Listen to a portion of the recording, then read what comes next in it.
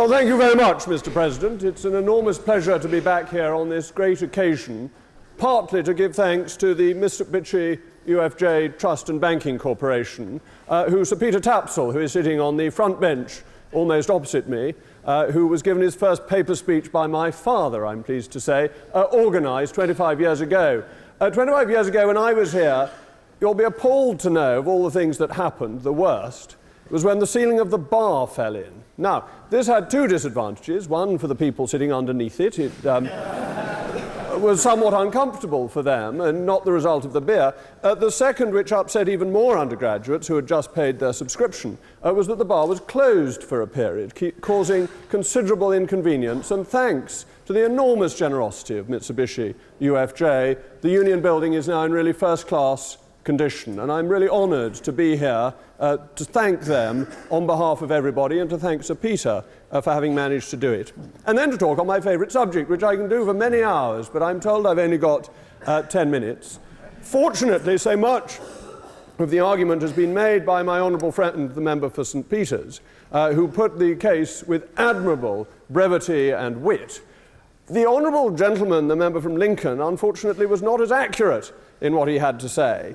Just sort of little points that one picks up. He was unaware that Scotland had more Conservative MPs than Labour MPs as late as the 1950s. So it's not the case that Scotland has always been this socialist haven. That's a very modern innovation and a sorry one for the Scots.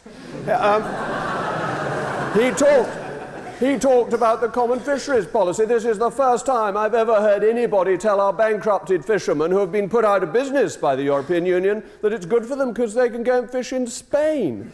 No, it's not good for them because they can go and fish in Spain. It's bad for them because we used to have the greatest fish resources in our territorial waters, which have been taken by industrial Spanish fishing. So we have bankrupted our fishermen, not given them this great hope.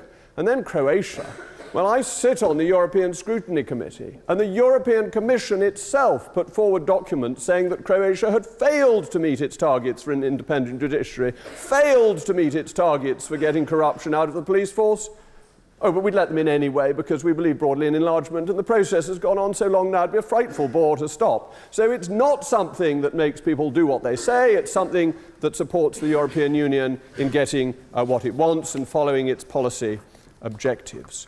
But let's just look at this issue of democracy within the European Union and the threat posed by it. My honourable friend from St Peters has already told you about the scandalous Irish experience, where if the people give a wrong result, they have to get to vote again until they give the right result. That happened in Denmark as well, and it happened in Holland, and it happened in France. Though in the case of Holland and France, what did they do?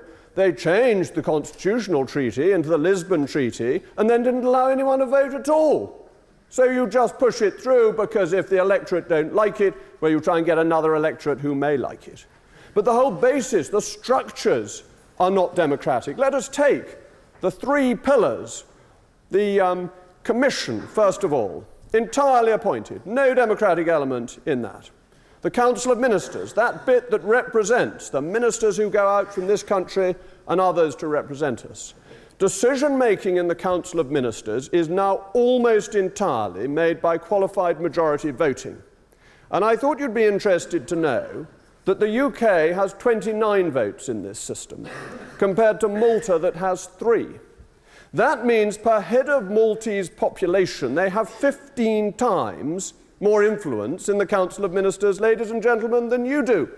So we're back to rotten boroughs, really, not a bad thing, you may say. You may like this. When they were abolished, it was said that no more could young people get into Parliament, and as so many of you may be looking to parliamentary careers, you may think we should introduce one or two for you at the next election, but you'd better go off to Malta, because that's the rotten borough of the European Union. When it comes to the European Parliament, they're not 15 times better represented than us, it's a more modest 10 times better represented than we are. So what sort of a democracy is that? It's not one person, one vote, it's a gerrymandered voting system to support the objectives of the European Union. And then I think the most scandalous is the European Court, because the rule of law is essential to any understanding of democracy. It is the platform, the foundation that democracy is built upon. And the European Court has very serious flaws. First of all, it is a political court, that it is committed to pushing the federalist, integrationist agenda without the support of the people. But it also breaks and has broken and continues to break one of the fundamental principles of justice, which is no man must be judge in his own cause. And I shall tell you the specific case, because it is outrageous that this should happen and undermines any residual trust one might have had in that body. During the financial crisis, the governments, the Council, went along to the European Commission and said, we think there's a big financial crisis, so big that the wages of people working for the Commission should not be increased in line with the old formula, as provided for in the treaties, if there is a sufficient crisis. The Commission, whose salaries were about to be cut, said, no, we don't want our salaries cut, thank you very much, and they took the Council to the European Court. The European Court, the judges sat there thinking, if we agree with the Council, we will cut our own salaries. So even at the worst financial crisis in most of our lifetimes, the court ruled it was not sufficient, and they ruled that they should be paid more, undermining that fundamental point of justice. Nemo judex in causa sua, as I'm sure all the lawyers say. Different type of sewer that the judges live in, as far as I can tell. And let me move on from that to what is being done by the euro. Because my honourable friend from St. Peter's talked about Mario Monti. Now I imagine this distinguished audience, the cream of the intellect of not only the nation but the world, would not be the fan club of Mr. Berlusconi.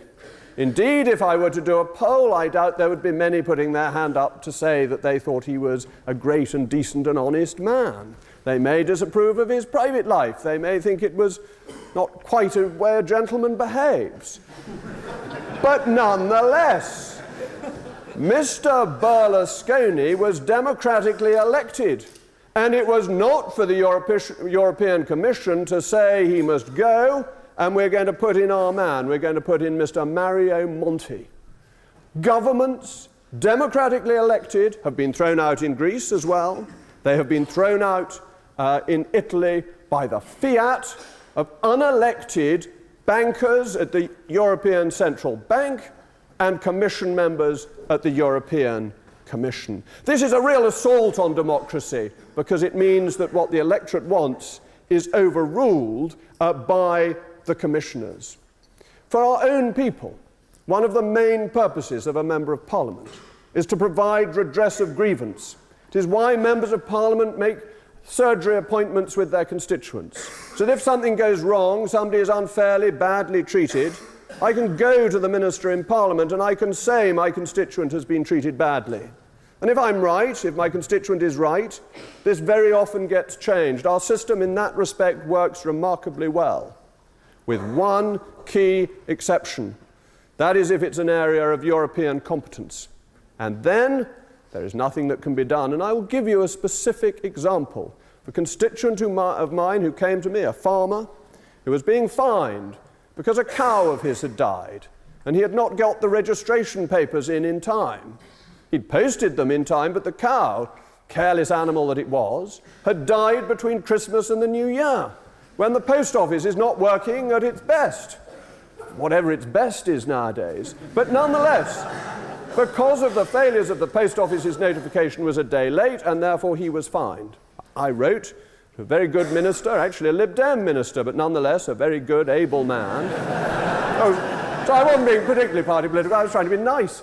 And he wrote back saying, it's too bad. So I wrote again, and I said, no, this is really unfair. This man did nothing wrong. And then the reply comes back, it doesn't matter what you or I think, this is decided by Europe, and if I, as the minister, use my discretion such that it is, the United Kingdom will be fined.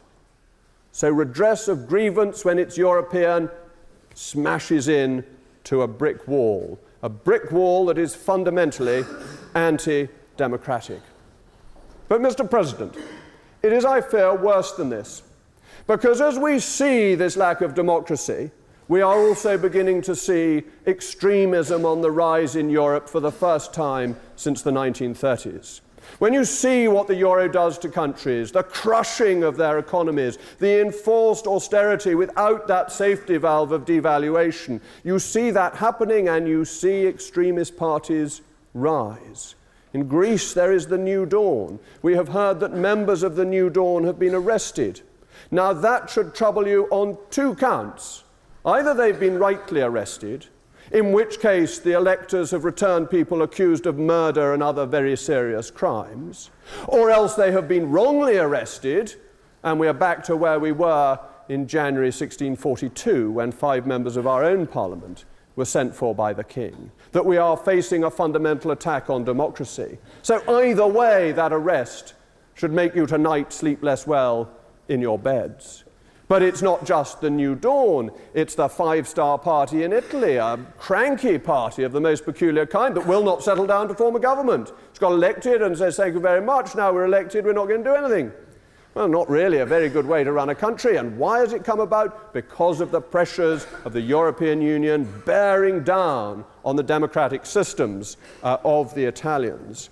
And in France, Miss Le Pen, taking on the mantle of her father, now has about 25% in the opinion polls for those looking to vote in European elections. So what is this great experiment doing? It's helping once again the rise of the extreme right and in some cases the extreme left. That is the threat to democracy that is there, that is coming, that is deeply destructive. But the fundamental problem, the real issue at hand tonight, is that there is less democracy in this country because of the European Union. Because, ladies and gentlemen, however you vote at the next general election, 60% of our laws, and some say higher, is made on the basis of European agreements where the Maltese proportionately outvote us 15-1. Whoever you vote for matters less than whoever somebody in Malta votes for about the laws of our country. And if you're unsatisfied with that, if you want it changed, I can't give you any redress because the United Kingdom Parliament, the most ancient democratic parliament in the world, has been made powerless. That is the threat to democracy. It is here, but it is on the continent as well. It is a frightening spectre. The best way to deal with it is to deal with our relationship with the European Union, to put our own democracy first and foremost, and hope that others follow.